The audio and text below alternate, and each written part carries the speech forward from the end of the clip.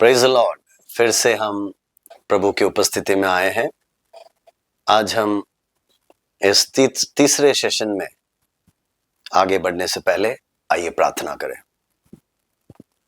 प्यारे प्रभु जी, हम हृदय की गहराई से तुझे धन्यवाद देते हैं कि पिछले 2 सत्रों में या 2 एपिसोड्स में प्रभु तूने हमें अनुग्रहित किया। आज तीसरे एपिसोड में प्रभु तेरा आशीष मांगते हैं, तेरा अनुग्रह मांगते हैं। प्रभु जी, तेरे बिना हम कुछ नहीं कर सकते, तेरा सहायता मांगते हैं परमेश्वर। प्रभु जी, शुरू से लेकर अंत तक तेरी उपस्थिति में तेरे वचनों को सीखने के लिए राजा तू हमें मदद कर। धन्यवाद राजा, यीशु के मीठे नाम से मांगते हैं, आमीन आमीन। आज हम इस तीसरे सत्र में लेवी व्यवस्था या लेवी व्यवस्था लेविटिकस इस पुस्तक को पढ़ेंगे। पिछले 2 सत्रों में हमने बाइबल का एक परिचय, इंट्रोडक्शन टू बाइबल और जेनेसिस पहले एपिसोड में देखा। दूसरे एपिसोड में हमने एक्सोडस, निर्गमन के बारे में पढ़ा। आज हम तीसरे इस एपिसोड में, इस सत्र में लेवी व्यवस्था या लेविटिकस, जो तीसरा पुस्तक है बाइबल का, इसको हम पढ़ेंगे। जैसा कि आप सब जानते हैं, ये भी पेंटाटुक के अंदर आता है, तो ये भी मूसा के द्वारा लिखा गया पुस्तक है।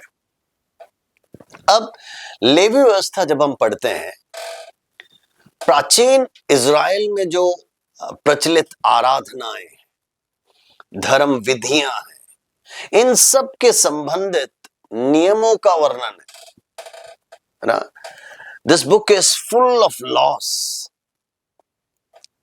विभिन्न प्रकार के नियम इस किताब के अंदर हम पढ़ते हैं। अब इसमें अधिकांश बार लेवियों से संबंधित बातें, लेवी जो इज़राइल के गोत्रों में से एक है, द ट्राइब ऑफ लेवी, उस ट्राइब के विषय में या उस गोत्र के विषय में जो कि याकूब और लेया का तीसरा पुत्र था लेवी, उसका जो गोत्र है द ट्राइब ऑफ लेवी, उसके बारे में हम इस पुस्तक में ज्यादा पढ़ते हैं, है ना। तो जिसके कारण इसका नाम भी लेवी व्यवस्था ऐसा हम पाते हैं, है ना। जो सेप्टुजिंट करके बोला जाता है, the Greek translation of old testament, इस पुस्तक में या इस बाइबल में इसका शुरुआत ऐसा लिखा है, pertaining to the Levites। इसका मतलब relating to the Levites, लेवियों से संबंधित। अब इसका इब्री भाषा में अगर हम देखें, सो वयाक्रा, WAYYIQRA, ऐसा शब्द प्रयोग किया गया है। And he the Lord called, ऐसा उसका अर्थ लिखा है। अब इसका अर्थ क्या हुआ? ये उसके चुनिंदे एक गोत्र का वर्णन है। वैसे ही इज़राइलियों को दिए गए नियमों का वर्णन है। सो इस पूरे किताब के अंदर हम नियमों को, विधियों को पढ़ते हैं और उसको हम समझने का प्रयास करेंगे। अब हम इस किताब में देखेंगे द पैटर्न ऑफ वर्शिप। इसका मतलब आराधना का तरीका, आराधना का नमूना क्या होता है। जो याजक समूह है, लेवी गोत्र है, जिनको आराधना के लिए, है ना, प्रभु की महिमा के लिए, सेवा टहल के लिए चुना गया, वे लोग किस तरीके से आराधना करते हैं या करना चाहिए, वो सब वहां पर लिखा है। कौन लोग हैं जो आराधना करेंगे, अगुवाई करेंगे, ठीक है, बलि चढ़ाएंगे, ये सब वहां पर लिखा है। इसका मतलब इस किताब में बलियों के बारे में लिखा है, टॉक्स अबाउट डिफरेंट सैक्रिफाइसेस, जिसके बारे में भी हम पढ़ेंगे। डिफरेंट ऑफरिंग्स, है ना, बलियों के बारे में, जिसको इंग्लिश में ऑफरिंग लिखा है या सैक्रिफाइस। फेस्टिवल्स, अलग अलग पर्व, है ना, जो त्योहार इजरायली मनाते थे, उसके बारे में लिखा है। It talks about priestly ministry, याजकीय सेवा क्या है, महायाजकीय सेवा क्या है, उसके बारे में लिखा है। और मुख्य रूप से एक पवित्र जीवन के बारे में लेवी व्यवस्था में हम पढ़ते हैं। सो निष्कर्ष क्या है?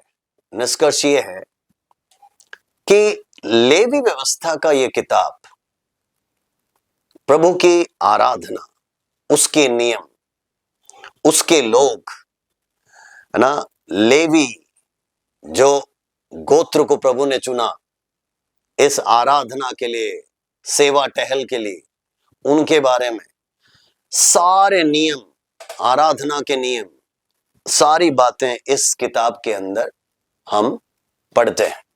तो इस बात को हर समय ध्यान दीजिएगा। अब इसके लिए जो की वर्ड है, इसका मतलब कुंजी शब्द है जो इस किताब के लिए प्रयोग किया है, वो है होलीनेस, पवित्रता। एक बात जो इस पूरे पुस्तक को जब आप पढ़ोगे, इसके अंदर 27 अध्याय हैं, 27 अध्यायों के अंदर एक बात जो हमको बार बार समझ में आता है, वो है पवित्रता। परमेश्वर किसी आराधना को, किसी बलि को, किसी चढ़ावे को ग्रहण नहीं करेगा जब तक उसमें पवित्रता ना हो। सो मुझे और आपको समझना है, अगर हमको अपना जीवन प्रभु के लिए सौंपना है, अर्पण करना है, अगर हम प्रभु की सेवा करना चाहते हैं, प्रभु के राज्य के लिए खड़े होना चाहते हैं, एक बड़ा भारत में रिवाइवल, जागृति की प्रार्थना करते हैं, तो याद रखना उसमें एक बहुत ही महत्वपूर्ण जो भूमिका है वो है पवित्रता। सो इस किताब में होली, होली, पवित्र, पवित्र, ये कई बार इस्तेमाल किया गया है। और देखा जाए तो बाइबल के अंदर सबसे ज्यादा बार पवित्र ये शब्द इसी लेवी व्यवस्था इस किताब में पाया गया है। क्यों ये बार बार ये शब्द प्रयोग किया गया है, पवित्रता के बारे में क्यों यहां पर उल्लेख ज्यादा किया है?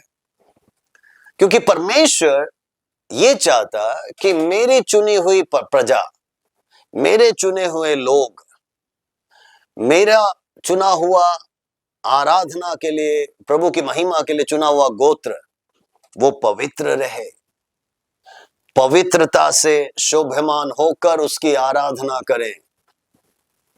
पवित्रता के बिना परमेश्वर कोई बलि नहीं चाहता, वो पसंद नहीं करता, कोई आराधना नहीं चाहता, वो पसंद नहीं करता।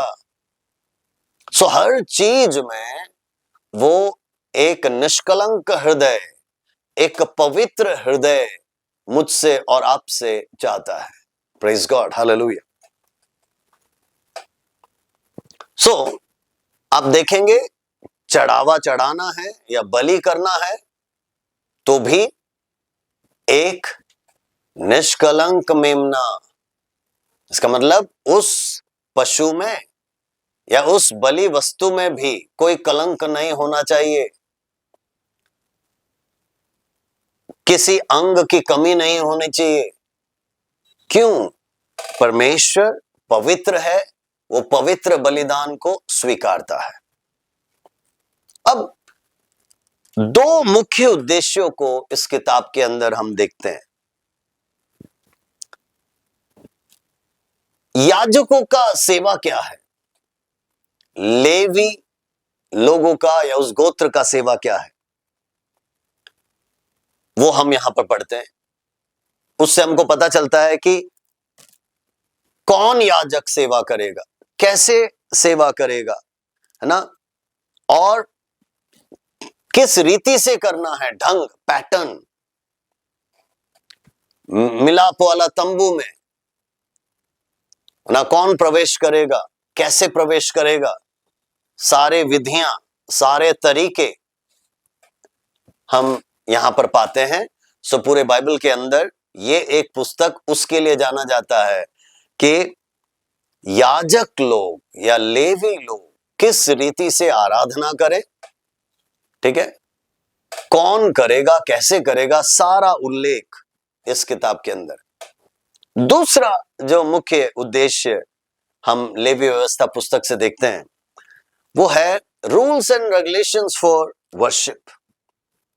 आराधना करने के न तौर तरीके, आराधना करने के नियम, किस रीति से मिलाप वाले तंबू में आराधना होनी चाहिए, कौन वहां प्रवेश कर सकता है, इस सब का जानकारी हम पढ़ते हैं। तो उसको सबको हम धीरे धीरे जैसे हम आगे बढ़ते हैं हम जरूर उसकी ओर ध्यान देंगे। एक वचन जो कि लेवी व्यवस्था उसका 11वां अध्याय है वो मैं आपके लिए पढ़ना चाहता हूं। उसका 44 और 45वां पद, लेविटिकस चैप्टर 11 वर्सेस 44 एंड 45। वहां पर देखो क्या लिखा है, क्योंकि मैं तुम्हारा परमेश्वर यहोवा हूं, इस कारण अपने को शुद्ध करके पवित्र बने रहो, क्योंकि मैं पवित्र हूं। इसलिए तुम किसी प्रकार के रेंगने वाले जंतु के द्वारा जो पृथ्वी पर चलता है अपने आप को अशुद्ध ना करना, क्योंकि मैं वो यहोवा हूं जो तुम्हें मिस्र देश से इसलिए निकाल ले आया हूं कि तुम्हारा परमेश्वर ठहरूं। इसलिए तुम पवित्र बनो, क्योंकि मैं पवित्र हूं। ऐसे ही वचन हम बार बार देखते हैं। पुराने नियम में याद रखना 3 समूह को परमेश्वर ने चुना, अभिषेक किया उसका सेवा टहल करने के लिए। वो कौन है? याजक, भविष्यद्वक्ता और राजा। इसका मतलब किंग्स, प्रीस्ट एंड प्रॉफिट्स। इन तीनों को प्रभु ने अभिषेक किया, प्रभु ने चुना और प्रभु ने ठहराया ताकि वो सेवा टहल कर सके। और हम देखते हैं यीशु मसीह को भी राजा के रूप में, भविष्यद्वक्ता के रूप में और याजक के रूप में देखा गया, जिससे कि पुराने नियम के ना सारी बातें यीशु में पूर्ण होते हुए हम देखते हैं। अब ये 3 जन कैसे सेवा टहल करते थे? राजा हम देखते हैं एडमिनिस्ट्रेशन ऑफ इजराइलिट्स, पूरे इजरायलियों का जो संचालन है, देखभाल है, सारी बातों को करना वो राजा का काम था। लेकिन प्रीस्ट, याजक का काम क्या था? प्रीस्ट, याजक का काम था मनुष्य को परमेश्वर की ओर ले जाएं, मनुष्य की बातें परमेश्वर तक पहुंचाएं, है ना, मनुष्य की बलियां परमेश्वर तक पहुंचाएं, ठीक है। लेकिन तीसरा हम जो प्रॉफिट के बारे में पढ़ते हैं, भविष्यद्वक्ता, वो कौन थे? वो थे परमेश्वर की वाणी को मनुष्य तक पहुंचाने वाले, है ना। राजा, याजक और भविष्यद्वक्ता, 3 मुख्य, है ना, प्रभु ने पदवियां सौंपी थी पुराने नियम के अंदर मुख्य रूप से, जो कि सेवा टहल करेंगे, है ना। एक, लोगों के ऊपर शासन और प्रशासन, है ना, सारा संचालन वो राजा करता था। मनुष्यों की बातें परमेश्वर तक पहुंचाना या मनुष्यों के बलि परमेश्वर तक पहुंचाना, यह सब याजक का काम था। और प्रॉफिट, भविष्यद्वक्ता का काम था परमेश्वर की वाणी, उसका आवाज लोगों तक पहुंचाना। प्रेज द लॉर्ड, आमेन। अब ये पूरी बातें हम इस पुस्तक के अंदर जब हम पढ़ते हैं, उससे हमको यह समझ में आता है कि हमारा परमेश्वर पवित्रता चाहता है हर बातों में। और हम जो भी सेवा करें, जो भी कार्य करें प्रभु के राज्य के लिए, बड़े पवित्रता के साथ करें। अब जब हम पहला ही अध्याय लेवी व्यवस्था का पढ़ते हैं, उसके अंदर हम देखते हैं कि कैसा बलि चढ़ाना चाहिए। वो एक बार देख लें तो आपको समझ में आ जाएगा कि इस पुस्तक के अंदर किस रीति का अर्थ को हमें दिखाया गया। जरा हम उसको पढ़कर समझ लेंगे। ये लेवी व्यवस्था पहले ही अध्याय में 3 से लेकर 9वें पद तक आप जब पढ़ोगे तो देखो वहां पर क्या लिखा है। आप दूसरे पद से पढ़ेंगे, वहां पर लिखा है, इजराइलियों से कहे कि तुम में से यदि कोई मनुष्य यहोवा के लिए पशु का चढ़ावा चढ़ाए तो उसका बलि पशु, गाय, बैलों अथवा भेड़ बकरियों में से एक का हो। ठीक है। यदि वह गाय बैलों में से होम बलि करे तो निर्दोष नर मिलाप वाले तंबू के द्वार पर चढ़ाएं कि यहोवा उसे ग्रहण करें। ठीक है। वह अपना हाथ होम बलि के सिर पर रखें और वह उसके लिए प्रायश्चित करने को ग्रहण किया जाएगा। ये देखो, ये बलि किस रीति से चढ़ाना है उसका ढंग यहां लिखा है। 5वां पद, तब वह उस बछड़े को यहोवा के सामने बलि करे और हारून के पुत्र जो याजक हैं वह लहू को समीप ले जाकर उस वेदी के चारों ओर छिड़के जो मिलाप वाले तंबू के द्वार पर हैं। फिर वह होम बलि पशु को खाल निकालकर उस पशु को टुकड़ा टुकड़ा करें। तब हारून याजक के पुत्र वेदी पर आग रखें और आग पर लकड़ी सजा कर रखें।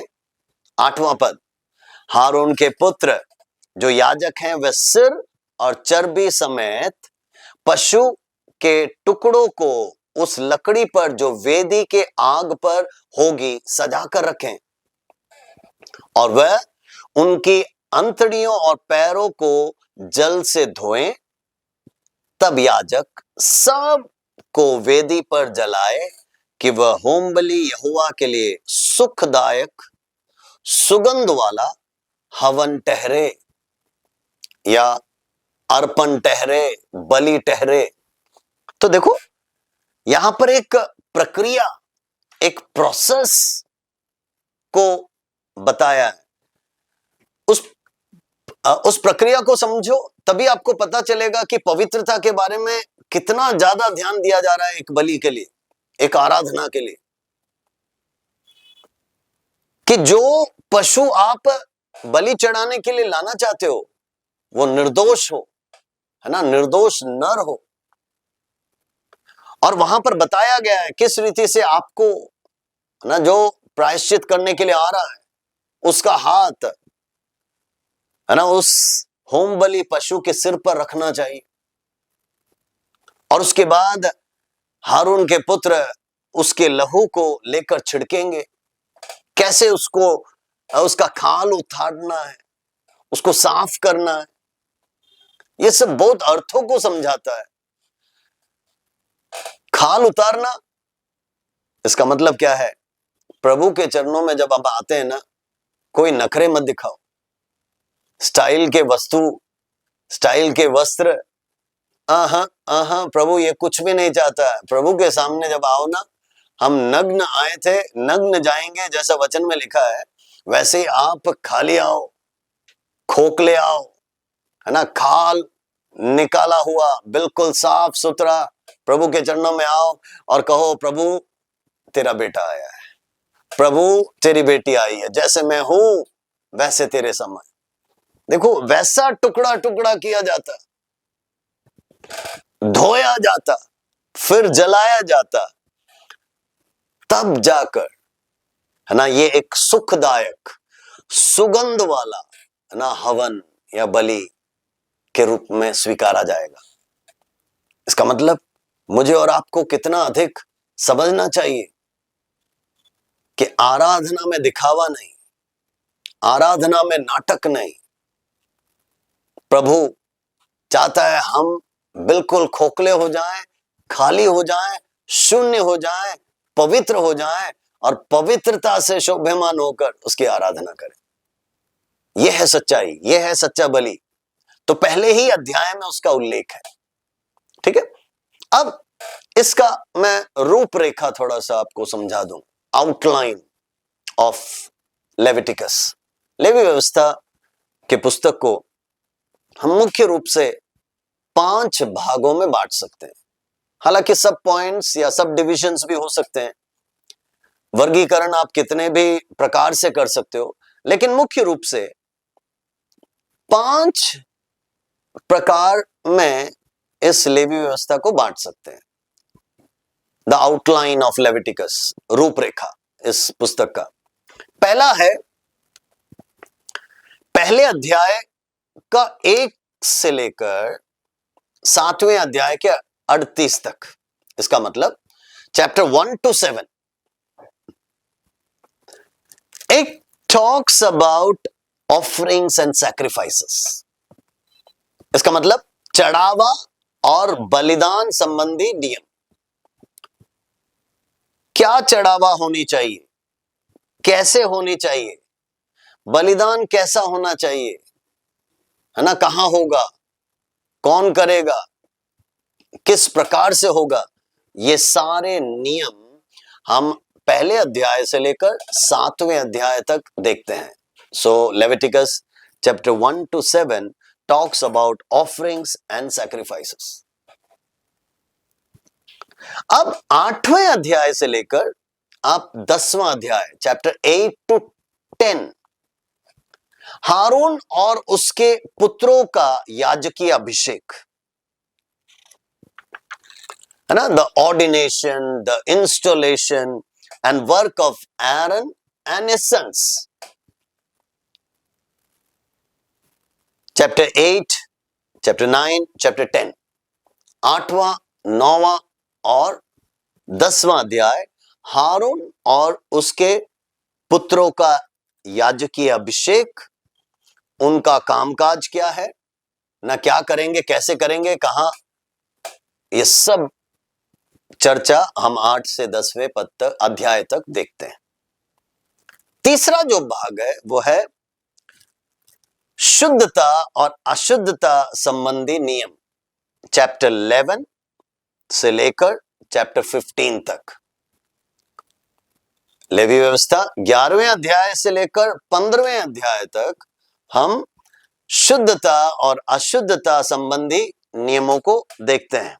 लॉस रिगार्डिंग क्लेनलीनेस, है ना, चाहे वो खान पान के विषय में हो, है ना, चाइल्ड बर्थ, है ना, जन्म के विषय में हो, एक शिशु, एक बच्चे के जन्म के विषय में हो, या इन्फेक्शंस, कुछ चोट लग जाए, घाव लग जाए, तो उसके विषय में भी, है ना, क्या शुद्ध है, क्या अशुद्ध है ना, what is clean and what is unclean, सारा चीजें 11वें अध्याय से लेके 15वें अध्याय तक हम देखते हैं। चौथा जो रूपरेखा है, आउटलाइन है, वो है प्रायश्चित का दिन, जो कि हम 16वें अध्याय में देखते हैं।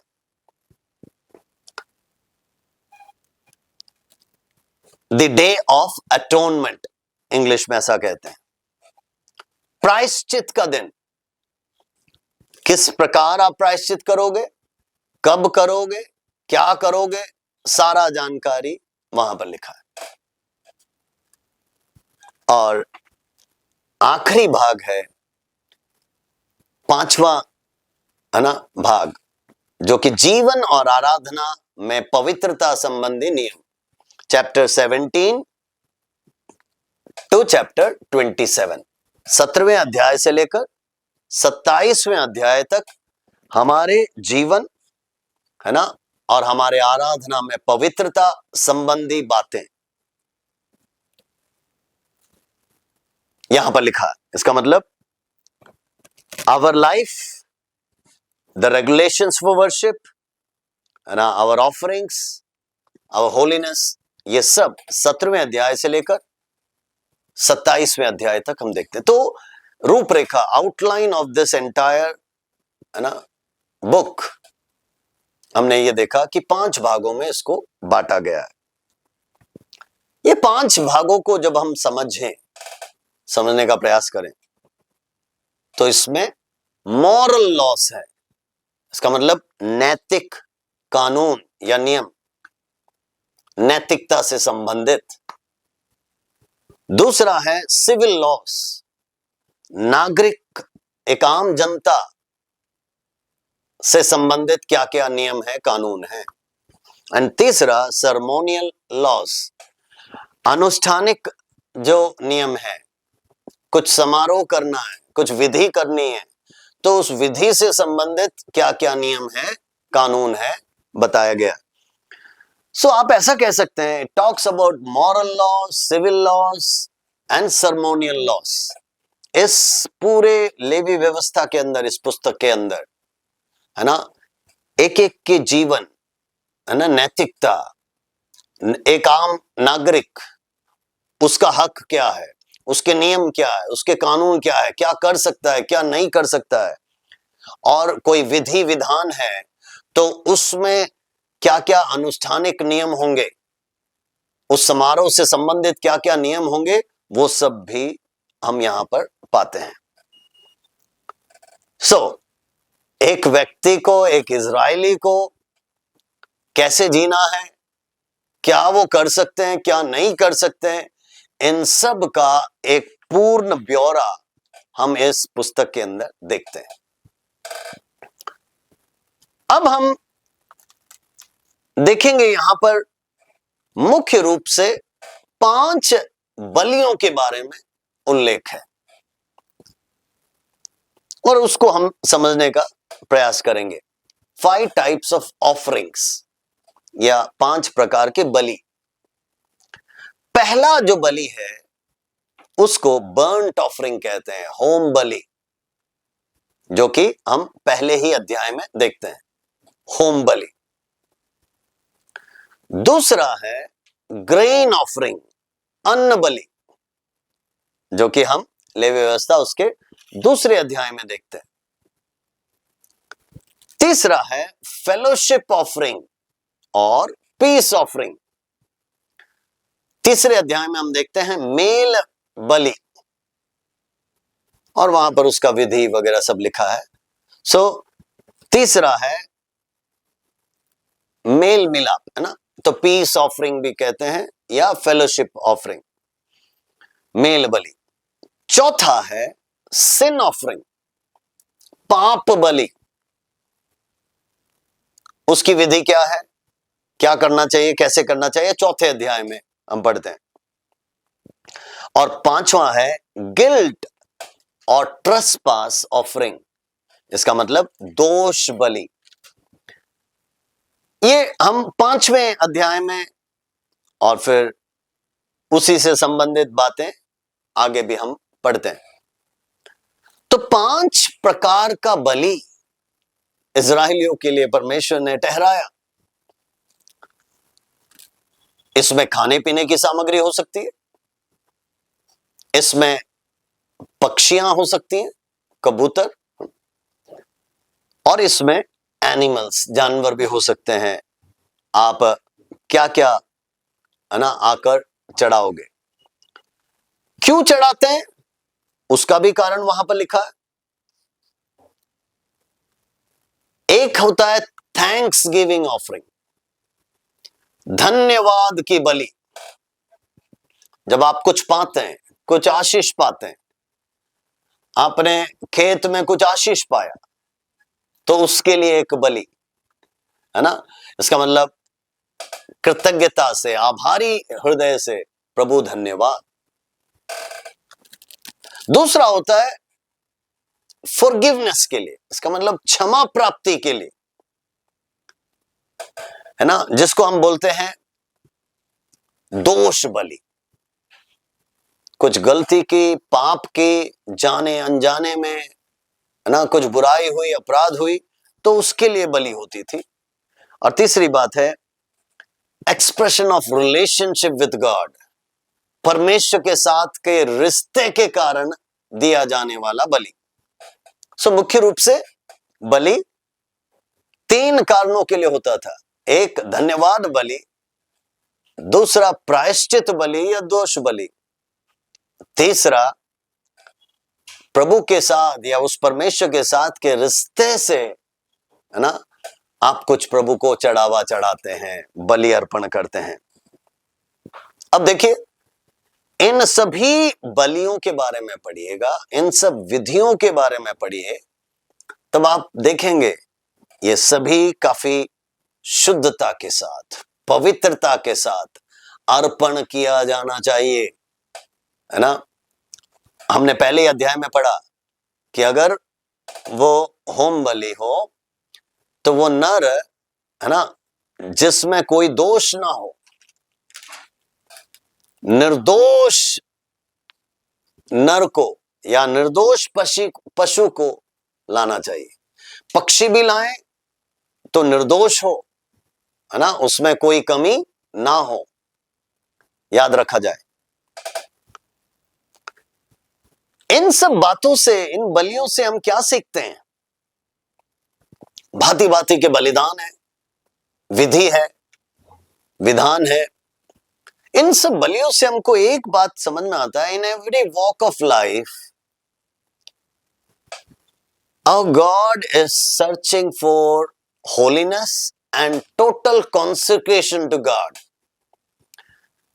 एक पवित्रता परमेश्वर चाहता है और दूसरा है परमेश्वर के लिए आप पूरी तरह समर्पित।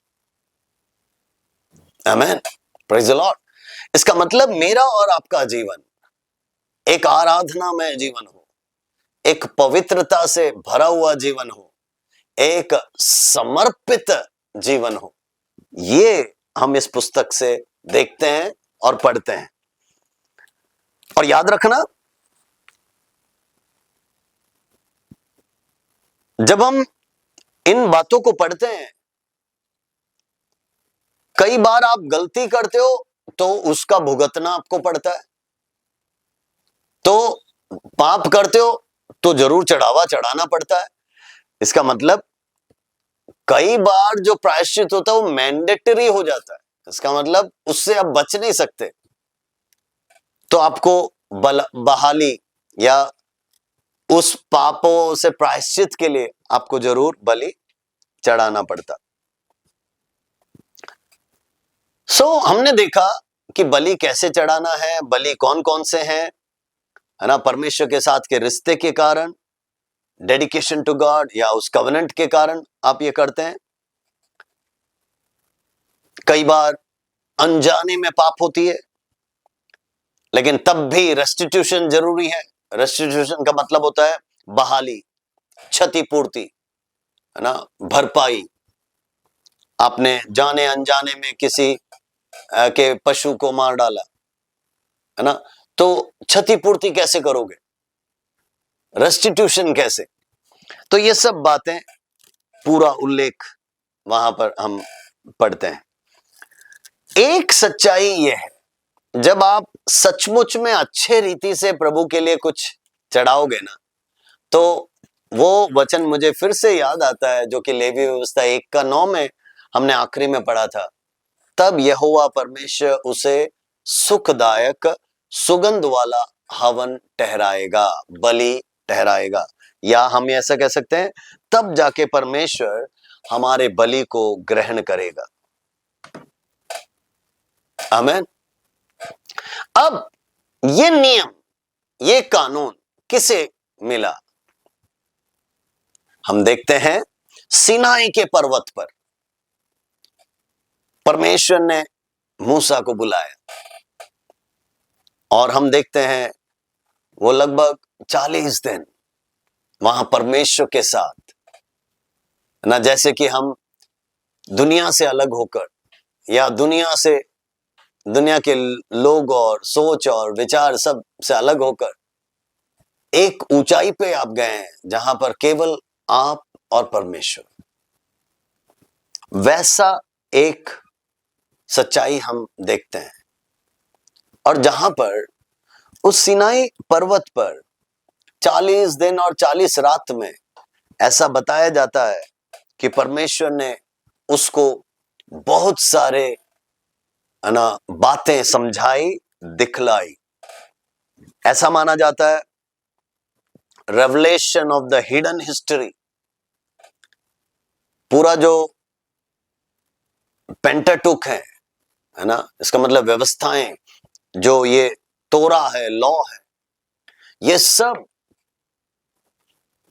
इसके बारे में जानकारी, और विशेषकर जेनेसिस 1 to 11 है ना, उत्पत्ति 1 से 11 की बातें, ये सब मूसा को परमेश्वर ने दर्शन में उस 40 दिन के उपवास और प्रार्थना में सिनाई पर्वत पर उस ऊपरी स्थान में जहां पर वो अकेला प्रभु के साथ था, प्रभु ने दिया।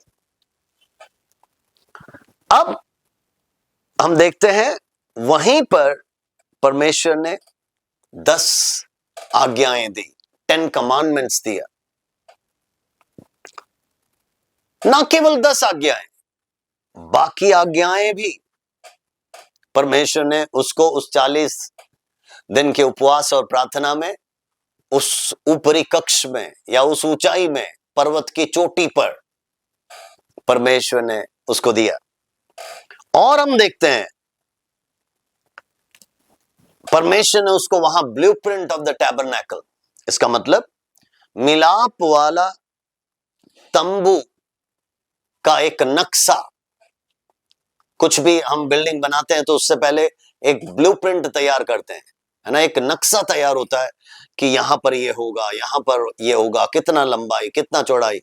तो बताया जाता है कि परमेश्वर ने मिलाप वाले तंबू का एक नक्शा उस ऊंचाई पर, उस पर्वत के ऊपर प्रभु ने दिया कि किस रीति से बनाना है, किन चीजों से बनाना है, कितना लंबाई, कितना चौड़ाई, सारा जानकारी परमेश्वर ने इस 40 दिन के उपवास और प्रार्थना में उसको दिया। अगली बात हम देखते हैं, इसी 40 दिन के उपवास और प्रार्थना में परमेश्वर ने अपनी महिमा मूसा को प्रकट किया। God revealed his glory to him. तो ये सब बातें हैं जो मूसा ने, है ना, उस पर्वत पर पाया, उस 40 दिन के उपवास और प्रार्थना में पाया। इससे मुझे और आपको क्या सीख मिलती है? यस, क्यों उपवास, क्यों प्रार्थना, क्यों प्रभु की उपस्थिति? प्रभु के चरणों में जब आप समय अलग करते हो, प्रभु के समय में जब आप दुनिया से, दुनियावी बातों से थोड़ा सा हटकर अलग किसी कमरे में बैठते हो, है ना, किसी कोने में चले जाते हो, अकेले में जब उस परमेश्वर के साथ समय बिताते हो, तो वहां परमेश्वर रूबरू आपसे बातें करता है, सपनों के द्वारा, दर्शनों के द्वारा, वचन के द्वारा, है ना, अलग अलग ढंग से परमेश्वर आपको अब उसकी योजनाएं बताएगा। परमेश्वर अपनी महिमा आपको प्रकट करेगा, परमेश्वर आपको बताएगा आगे क्या करना है, सारा दर्शन परमेश्वर आपको देगा।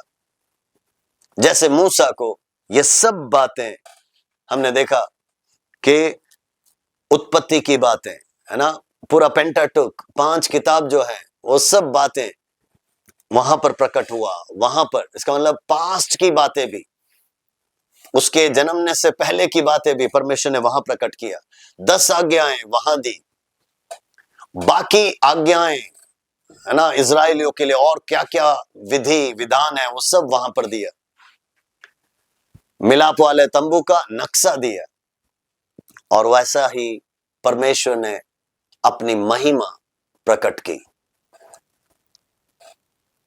मैं और आप ऐसा ही प्रभु की उपस्थिति में जाएं, तब परमेश्वर हमें उसकी गूढ़ बातें हमको समझाएगा। प्रेज लॉर्ड, आमेन। क्यों ना हम आगे बढ़े परमेश्वर के आराधना के लिए। उस पूरे लेवी गोत्र को परमेश्वर ने अपने लिए ठहरा दिया, है ना। मैं तुम्हारा मिरास हूं। उनको कोई विशेष भूमि नहीं दी जाती थी, है ना। जब भी भूमि बांटा जाता था सभी गोत्रों के लिए बांटी जाती थी, लेकिन उनके लिए नहीं। क्यों? तुम ही मेरे मिरास हो। इसका मतलब मैं ही, परमेश्वर कहता है मैं तुम्हारा सब कुछ हूं, मैं तुम्हारा मिरास हूं, मैं तुम्हारा हक हूं। इसका मतलब नए नियम में भी मुझे और आपको ये समझना चाहिए कि मैं और आप इस दुनिया के किसी चीजों के पीछे ना पड़ जाएं। चाहे वो भूमि हो, बंगला हो, गाड़ी हो, नौकरी हो, किसी चीजों के ऊपर बहुत ज्यादा मन ना लगाएं, क्योंकि हम क्षण भर के लिए हैं। कुछ ही दिन, कुछ ही सालों के मेहमान हैं। हम खाली आए थे, खाली जाएंगे, है ना। जैसे अय्यूब ने कहा, मैं अपने मां के पेट से नग्न आया, नग्न ही इस दुनिया से वापस लौटूंगा। यहोवा ने दिया, यहोवा ने लिया, उसके नाम की महिमा होने पाए। याद रखें, परमेश्वर कहता है तुम्हारा मिरास, तुम्हारा हक, तुम्हारा सब कुछ मैं हूं। इस पूरे गोत्र को, लेवी गोत्र को एक प्रीस्टली ट्राइब बना दिया। एक ऐसा गोत्र जो याजकीय सेवा करेगा, एक ऐसा गोत्र जो याजक के सारे काम करेगा, आराधना के काम करेगा, और प्रभु के साथ का समय, है ना, के लिए इनको चुना गया। तो उनका अभिषेक, उनके द्वारा बलि, ये सब बातों को हम देखते हैं। और फिर जब आप 10वें अध्याय पे आ जाओगे, वहां पर हम देखते हैं जिन्होंने गलती की उनके साथ क्या हुआ। नादाब और अबीहू ने जो पाप किया, और पाप के द्वारा फलस्वरूप उनको क्या सजा मिली, वो सब वहां पर हम पढ़ते हैं। और अब आप और आगे बढ़ोगे, 11वें अध्याय, शुद्धता, अशुद्धता, उसके बाद, है ना, प्रसव के समय पर शुद्धिकरण की विधि 12वें अध्याय में, कुष्ठ रोग, है ना, कॉड अगर आपको लग जाए, लेप्रेसी, तो उससे संबंधित नियम, क्या क्या पालन किया जाना चाहिए, है ना, वस्त्र को क्या करना चाहिए, और कैसे कोड से शुद्ध होंगे, है ना, वो सब हम देखते हैं 14वें अध्याय तक। 15वें अध्याय में शरीर के अशुद्ध स्राव, है ना, अशुद्धता, उससे संबंधित बातें सब कुछ लिखा है, आप पढ़ सकते हैं। और जब आप 16वें दिन में या 16वें अध्याय में आओगे, तो वहां पर प्रायश्चित का दिन, द डे ऑफ अटोनमेंट। आप 16वां अध्याय लेवी व्यवस्था में आ जाओगे, उसका दूसरा पद, और यहोवा ने मूसा से कहा, अपने भाई हारून से कहे कि संदूक के ऊपर के प्रायश्चित वाले ढकने के आगे बीच वाले पर्दे के अंदर पवित्र स्थान में हर समय ना प्रवेश करें, नहीं तो मर जाएगा, क्योंकि मैं प्रायश्चित ढकने के ऊपर बादल में दिखाई दूंगा। कैसे उन्हें प्रायश्चित करना है, कैसे प्रवेश करना है, सारा विधि विधान। अब देखिए, मिलाप वाले तंबू में मुख्य रूप से 3 भाग है। एक बाहरी आंगन है जहां पर इजरायली लोग आ सकते हैं, है ना, अपना बलि अर्पण कर सकते हैं। उसके बाद पवित्र स्थान है जहां पर केवल याजक लोग प्रवेश कर सकते हैं। और उसके बाद अति पवित्र स्थान है, होली ऑफ होलीज, है ना, या मोस्ट होली प्लेस, जहां पर केवल महायाजक, वो भी बार बार नहीं, साल में एक बार प्रवेश करते थे। और उनके बारे में भी हम पढ़ते हैं तो बहुत सारी बातें लिखी हुई है।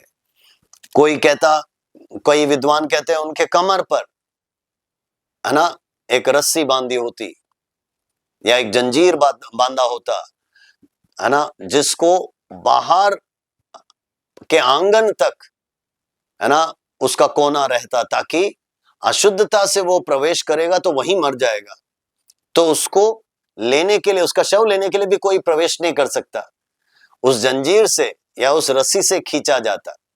कई विद्वान कहते हैं वो पांव पे बांधा जाता, ताकि अगर वो अशुद्धता से अति पवित्र स्थान में प्रवेश किया और मारा गया, तो उस पैर के जंजीर से या पैर में बांधी हुई उस रस्सी से उसको बाहर खींचा जा सके।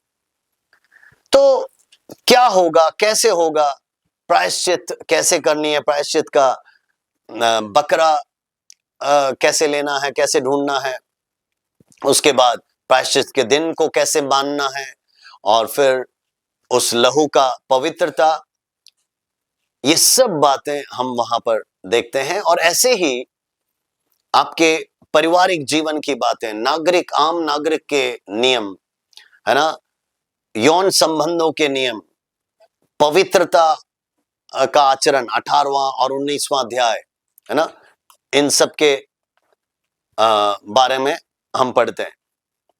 लेकिन जब आप 20वें अध्याय पे आओगे तो वहां पर आज्ञा का उल्लंघन करने का दंड।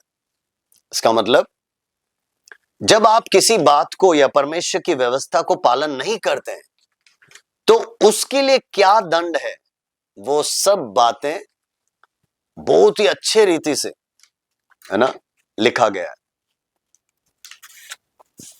जो कि 20वें अध्याय में पनिशमेंट्स ऑफ सिन। और जब आप 21वें अध्याय पे आते हो, याजकों की पवित्रता, इसका मतलब रूल्स फॉर द प्रीस्ट, जो भी याजक प्रभु की सेवा टहल करते, उनके लिए क्या क्या नियम है, क्या क्या कानून है, वो 21वें अध्याय में हम पढ़ते हैं। 22वें अध्याय में उस चढ़ावे की पवित्रता, है ना, कैसे पवित्र रूप से आपको चढ़ावा चढ़ाना है, और क्या क्या चढ़ावे या किस रीति से चढ़ावे नहीं करना चाहिए, अनएक्सेप्टेबल सैक्रिफाइसेस, वो भी वहां पर 22वें अध्याय पे लिखा गया है। ठीक है, अब 23 से लेकर 23 से लेकर अध्यायों में आप पर्वों के विषय में पढ़ते हैं। देखिए, इब्री कैलेंडर, उसमें जो महीने हैं वो अलग है। ठीक है, वहां पर भी 12 महीने हैं, हमारे पास भी 12 महीने हैं। इजरायली लोग जो कि लूनर कैलेंडर को, है ना, फॉलो करते हैं, जिसको चंद्र कैलेंडर बोलते हैं, है ना, उसमें 28 दिन होता है। ठीक है, 12 महीने हैं लेकिन 28 दिन होते हैं, और लगभग 12 प्रकार के पर्व या 12 मुख्य तिथियां होती हैं। लेकिन मुख्य रूप से हम 7 पर्वों को, 7 फेस्टिवल्स को देखते हैं, जिसका चर्चा मैं अभी करूंगा, आपको समझाऊंगा। हम सोलर कैलेंडर को फॉलो करते हैं। सोलर कैलेंडर, जो कि सौर कैलेंडर भी कहा जाता है, जिसमें 30 दिन और कई महीनों में 31 दिन होते हैं। ठीक है, लेकिन दोनों में 12-12 महीने होते हैं। इतना आपके जानकारी के लिए आप रखिएगा। अब जो 7 पर्व वो मनाते थे, वो मैं आपको समझाना चाहता हूं, जो 23वें अध्याय से, लेविटिकस चैप्टर 23 से हम देखते हैं। पहला है द फीस्ट ऑफ पासओवर, फसह का पर्व।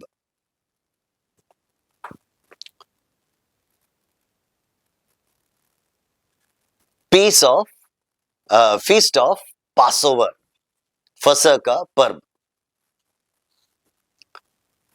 बहुत ही अच्छे रीति से वहां पर लिखा हुआ है। जब हम 23वें अध्याय को पढ़ेंगे तो हमको यह समझ में आता है।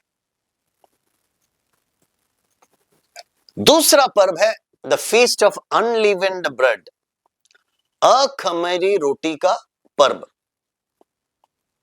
यह भी 23वें अध्याय में लिखा हुआ है, अखमीरी रोटी का पर्व, फीस्ट ऑफ अनलीवेंड ब्रेड। और तीसरा है फीस्ट ऑफ फर्स्ट फ्रूट या कटनी का पर्व, कटनी का पर्व। देखो अब कटनी नहीं, पहला फल का पर्व, मैंने कटनी बोला ना, पहला फल, फीस्ट ऑफ फर्स्ट फ्रूट, पहला फल का पर्व। ठीक है, अब देखो ये जो 3 पर्व हैं, पासओवर, अनलीवेंड ब्रेड और फर्स्ट फ्रूट, ये प्रथम फल का पर्व और अखमीरी रोटी का पर्व, ठीक है, और फसह का पर्व, ये पहले महीने में ही मनाया जाता था। इसका मतलब इब्री कैलेंडर के अनुसार उनके पहले ही महीने में ये मनाया जाता था। ठीक है, उसके बाद हम देखते हैं फीस्ट ऑफ वीक्स आता है। इसका मतलब सप्ताहों का पर्व, सप्ताहों का पर्व, फीस्ट ऑफ वीक्स। सप्ताहों का मतलब 7 सप्ताह, 7 into 7, तो 49 गिनने के बाद उसका अगला दिन, जिसको 50वां दिन कहा जाता है, और नए नियम में हम उसको पेंटिकोस्ट का पर्व, है ना, पेंटिकोस्ट का पर्व भी मानते हैं। ये जो फीस्ट ऑफ वीक्स है, सप्ताहों का पर्व, ये तीसरे महीने में मनाते थे। और उसके बाद आता है फीस्ट ऑफ ट्रम्पेट्स, ये 5वां पर्व है इजराइलियों का, तुरही का पर्व। Fifth one is feast of trumpets, तुरही का पर्व। और छठवां, ये भी 23वें अध्याय में ही लिखा हुआ है, 23 का 23 से पढ़ेंगे तो वहां पर लिखा है,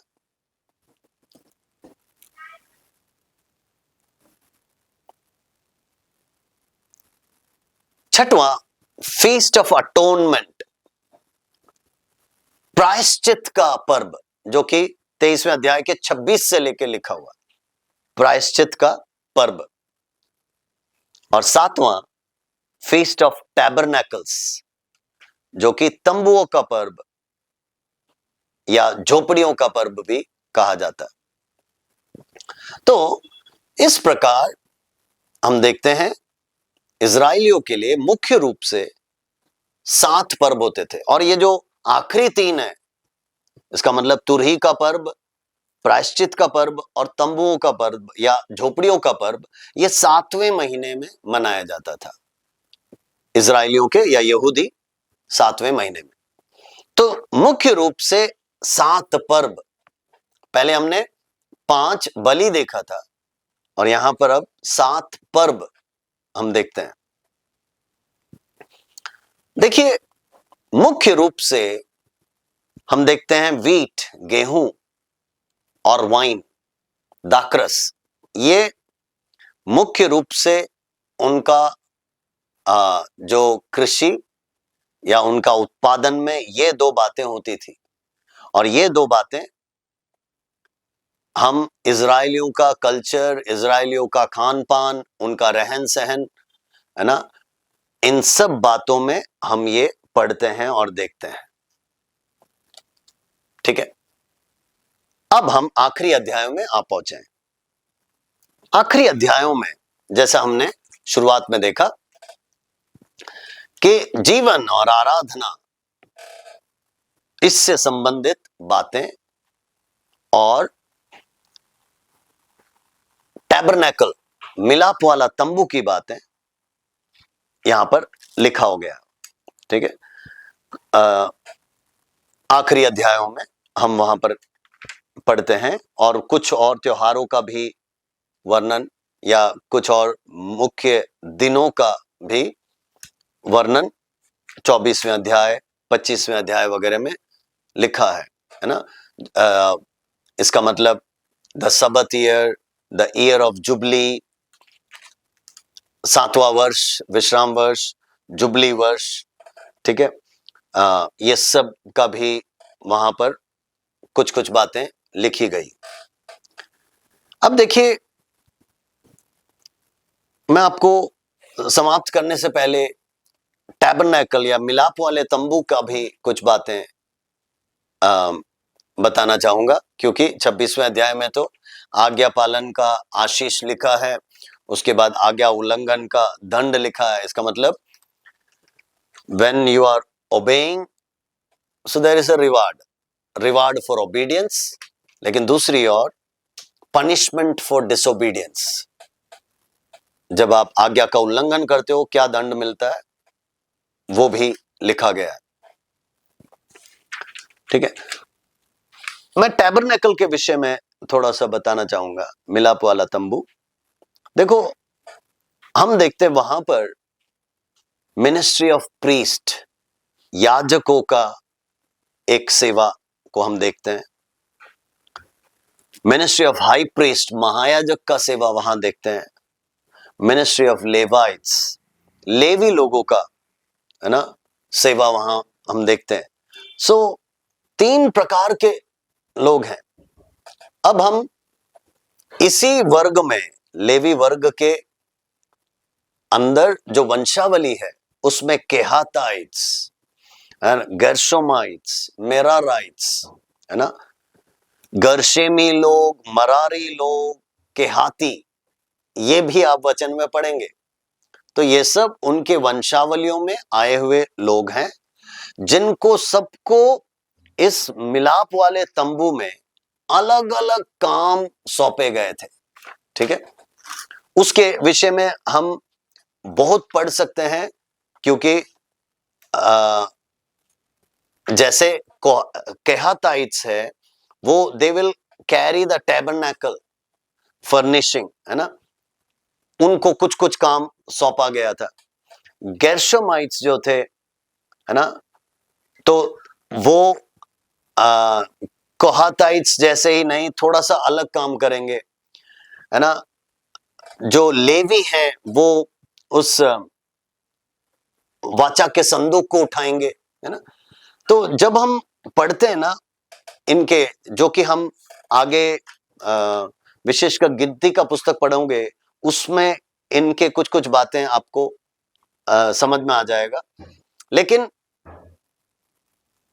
वहां पर हम पूरा डिटेल्स पढ़ते हैं कि टैबरनेकल का काम किसको, कौन सेवा करेगा, कौन याजक कहां रहेगा, क्या काम करेगा, कौन उठाएगा, कौन इसकी बातें देखभाल करेगा। इसका मतलब प्रभु ने बहुत ही व्यवस्थित ढंग से, है ना, मिलाप वाले तंबू की सेवा और उससे संबंधित कार्य सब कुछ सौंपा है, जिसको हम समझें तो हमारे लिए बेहतर होगा। ये सब किस लिए? कि प्रभु अगर किसी को चुनता है प्रभु की सेवा टहल करने के लिए, तो उसमें भी एक पवित्रता दिखनी चाहिए। ठीक है, कोई भी आए, कोई भी खड़े हो जाए, ये सब बाइबल में हम देखते नहीं।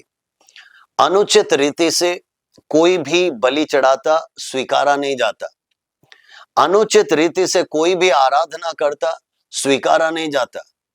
लेकिन लेवी गोत्र को और याजक को, महायाजक को, इन सब को, उनके वंशजों को, है ना, उनके पुत्रों को, जैसे हारून और उनके पुत्रों को, लेवी और उनके वंशावली, हम देखते हैं इन सब को अलग अलग काम दिया गया, ताकि उस टैबरनेकल की बातें या मिलाप वाले तंबू का सेवा अच्छे ढंग से हो।